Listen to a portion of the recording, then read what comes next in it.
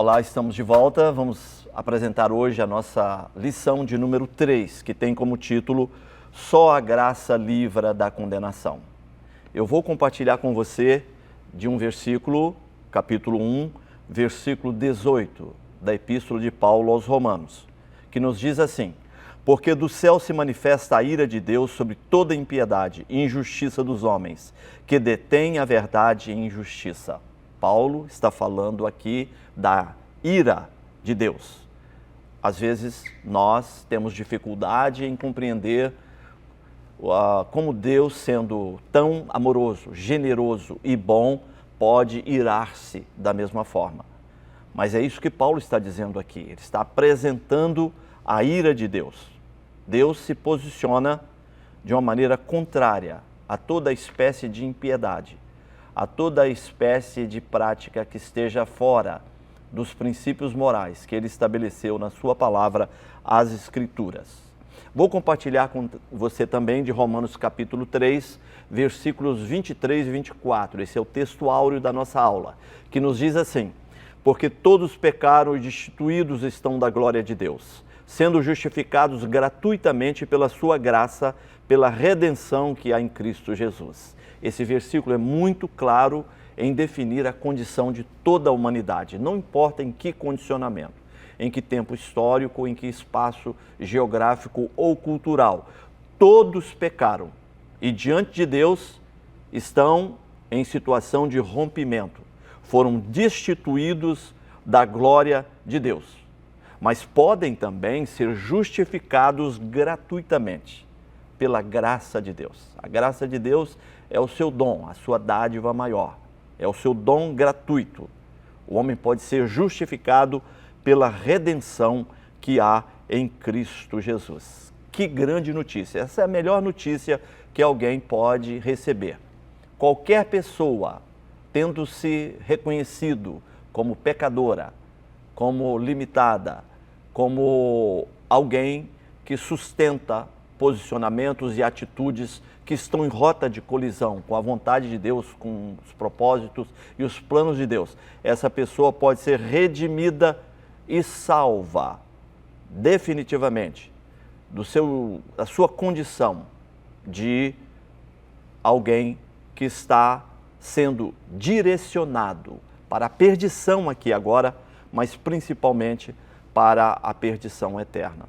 Como já dissemos na aula anterior, às vezes a graça de Deus é algo incompreensível ao homem, porque o homem está acostumado com as regras de toma lá, dá cá, regras estabelecidas, por exemplo, pelo comércio. Mas com Deus não é possível uma retribuição por aquilo que Deus faz ao homem. Por isso, Ele, na sua imensa e eterna sabedoria, estabeleceu que o homem seria salvo baseado na sua graça, de uma maneira absolutamente gratuita. Logo, com Deus, não é possível estabelecer essa relação comercial, essa relação de troca, porque Ele, na sua generosidade, Ele entregou ao homem tudo o que ele tinha, para resgatar o homem da sua condição de rompimento com ele próprio. Para restabelecer a comunhão com ele próprio, Deus enviou o seu Filho para morrer na cruz do Calvário. E é isso que Paulo apresenta nessa carta. O ato de Deus em enviar o seu Filho e assim estabelecer a sua justiça. Ou seja, o homem poderia ser salvo de uma maneira espetacular, por intermédio da morte do seu Filho na cruz do Calvário. Por exemplo, Romanos capítulo 6 e 23 dá continuidade a esse tipo de raciocínio, dizendo: porque o salário do pecado é a morte, mas o dom gratuito de Deus é a vida eterna por Cristo Jesus, nosso Senhor.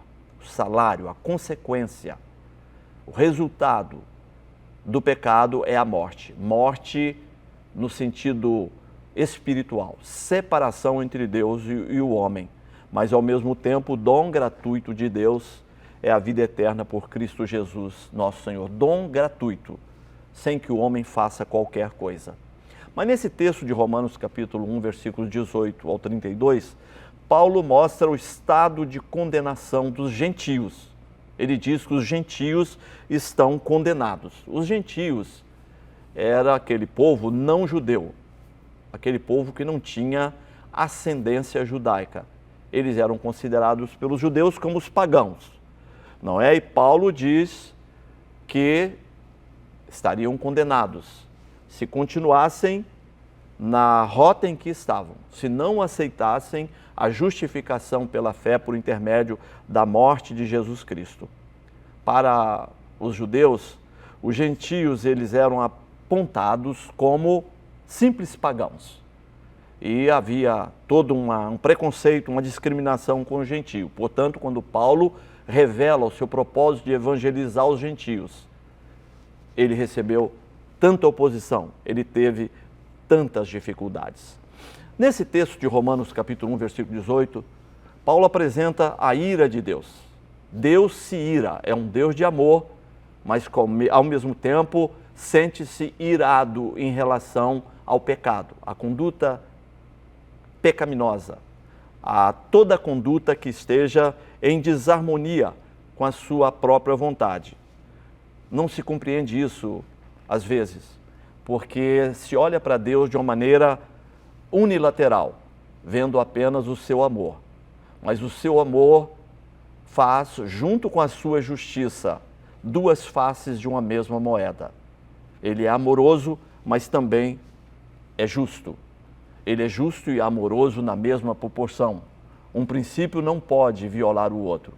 E então, quando trata-se das práticas pecaminosas que distanciam o ser que ele criou à sua imagem e à semelhança dele próprio, ele se sente irado. Por isso, os gentios, em suas práticas, estavam debaixo da condenação. Mas os judeus também estavam condenados. É isso que Paulo procura mostrar. Não era por conta da sua nacionalidade, do berço no qual haviam nascidos, que eles estavam agora protegidos da ira de Deus. Não, se continuassem na prática do pecado e baseado em fundamentos para a salvação que não se sustentavam, por exemplo, baseados na lei de Moisés, eles estavam debaixo da ira de Deus. Isso é claro no capítulo 2, versículos 1 ao 3 e depois versículo de número 8. Os judeus também estavam debaixo de condenação. Os judeus eram o povo, era o berço no qual o Messias havia nascido. Os descendentes de Sem, lá no Oriente Médio, na região da Palestina. É isso que a Bíblia apresenta a respeito dos judeus, filhos de Judá, e povo através do qual Deus enviou o seu Filho para ser o sacrifício perfeito pelo pecado da humanidade inteira. Por intermédio dos judeus, Deus deixou um grande legado para a humanidade inteira. Ele deixou a sua palavra, as Escrituras Sagradas, e ele enviou também Jesus Cristo, o Messias, para ser a propiciação pelos pecados da humanidade inteira. Mas baseados na lei, assim como os gentios, eles também receberam a rejeição de Deus. Estavam rejeitados, estavam separados da salvação eterna. Rejeitados os judeus, da mesma forma, rejeitados também os gentios, na mesma condição, sem nenhum privilégio, sem nenhuma acepção de pessoas. Sem a graça de Deus, a humanidade está condenada. Romanos capítulo 3, versículos 9 até o versículo 20, nos ensina exatamente isso. Alienados da graça de Deus, sem a proteção da graça de Deus, toda a humanidade estará perdida. A graça de Deus é o grande bem. Ela é integrante da natureza do próprio Deus. Tão bom, generoso que é. Por sua graça, Ele estabeleceu um meio por intermédio do qual o distanciamento da humanidade em relação a Ele próprio poderia ser resolvido. Assim como a humanidade caminhou a passos largos para distanciar-se do Criador, assim também por intermédio da graça, esse ser humano distante pode ser aproximado do Criador. E assim Deus ofereceu a sua própria graça, o seu dom gratuito, que é a vida eterna, por intermédio da morte do seu Filho na cruz do Calvário. Efésios 2, 8 e 9. Pela graça sois salvos, mediante a fé. Chegamos ao final dessa aula. Deus te abençoe.